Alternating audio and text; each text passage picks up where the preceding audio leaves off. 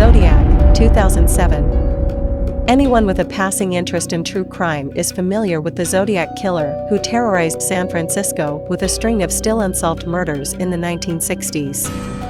But David Fincher's chilling masterpiece is less about the slaying, though he reenacts several of them in unnerving detail, than the rabbit hole the killer opened up with the maddening puzzles and coded messages he disseminated through the press. The case fully consumed political cartoonist Robert Graysmith, played by Jake Gyllenhaal, whose decades-long obsession with uncovering the Zodiac's identity cost him his marriage. Given how, every few years, some new theory arises about who committed the killings, he's clearly far from the only one. The Amityville Horror, 1979. Driven by a marketing campaign playing up its supposedly truthful bona fides, this haunted house tale became a significant left-field success during the post-The Exorcist horror boom of the late 70s. Based on the book by Jay Anson, it depicts the supernatural harassment experienced by the Lutz family upon moving into an old house in Long Island that had previously been the site of a grisly mass murder.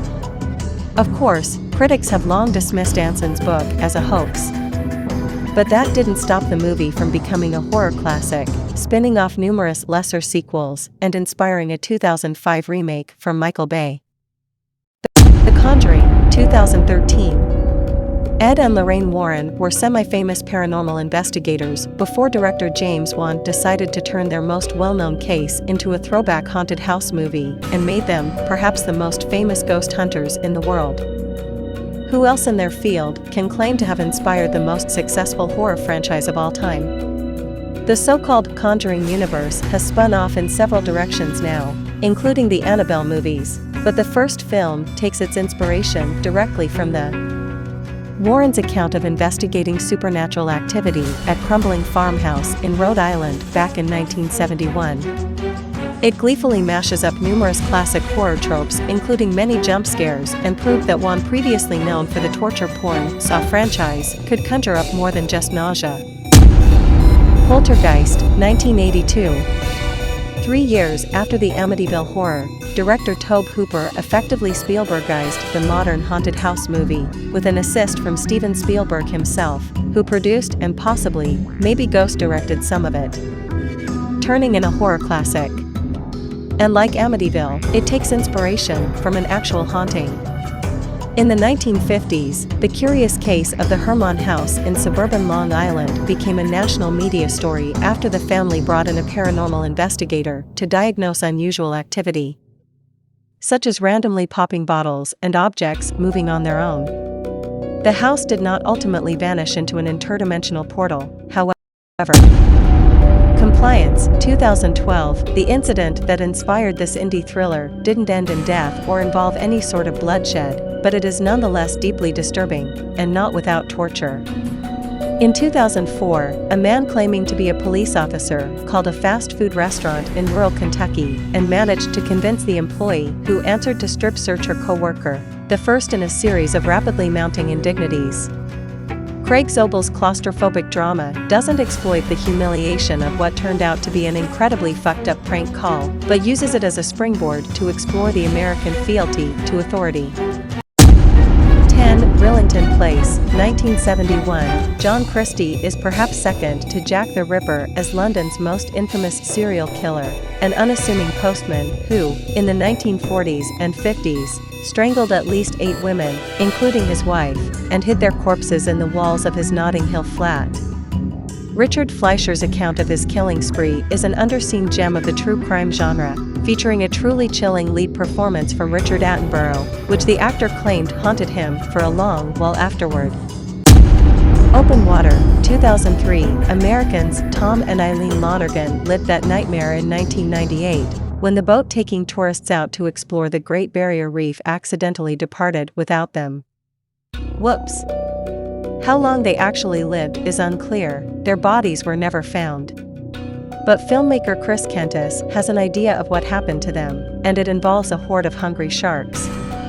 Watching a helpless couple on the verge of becoming bobbing meat snacks doesn't sound like much of a movie premise, but Kentis, who shot in the actual ocean, using real live sharks, lends the incident a severely anxious realism. Snowtown, 2011. Is it possible for a movie to seem too real? In its account of the so-called barrel murders that haunted a poor Australian suburb in the 1990s, Snowtown lives alongside Henry. Portrait of a serial killer as a film that brings viewers a little too close to the darkest corners of humanity to qualify as entertainment.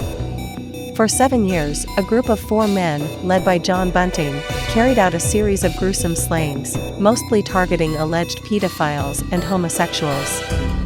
Director Kurzel focuses particularly on how Bunting recruited abused teenager into assisting him and spares few details. It isn't something you casually throw on during a boring night in, but if you're ever wished to stare directly into the abyss of the human psyche, there may no darker portal in movies. The Birds.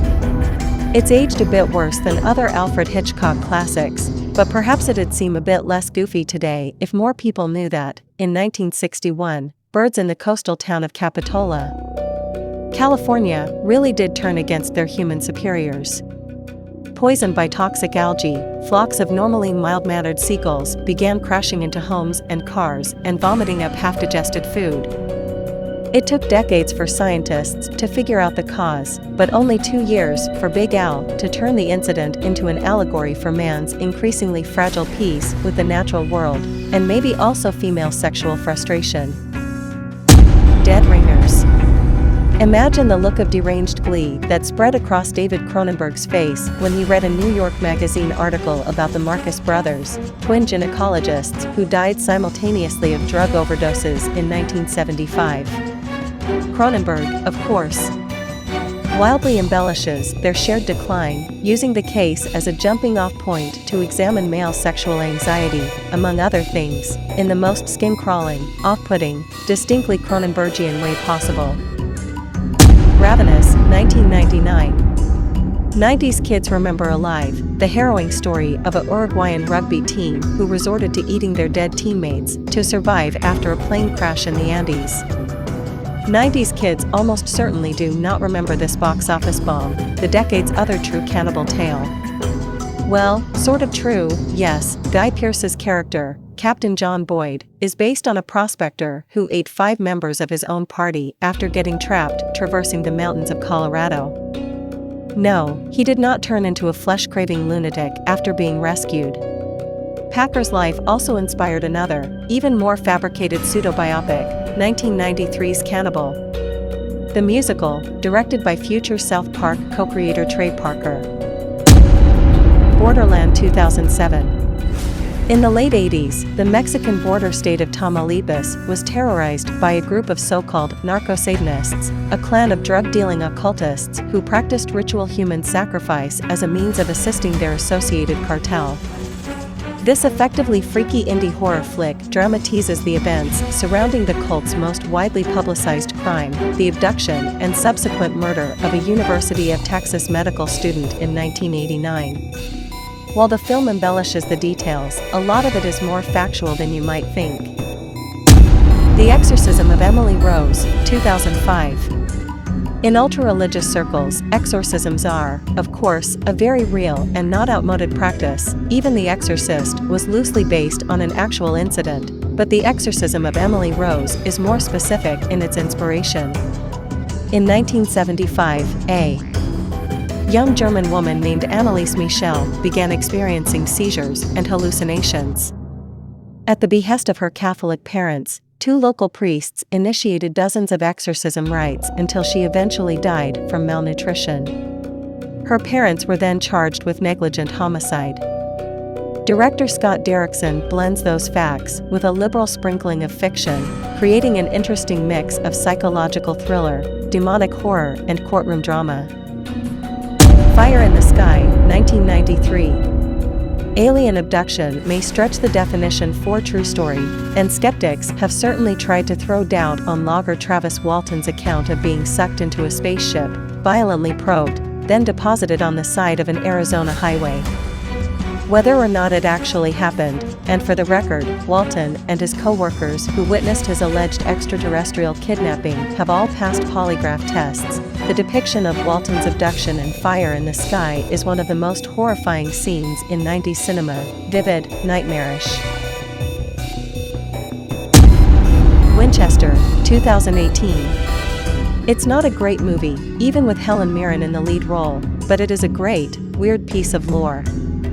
As the legend goes, after the sudden passing of her husband, gunmaker William Winchester, his widow, Sarah, began making odd additions to their Northern California mansion, hundreds of extra rooms, random doors, stairways to nowhere, supposedly at the behest of the spirits of those killed by her namesake rifle.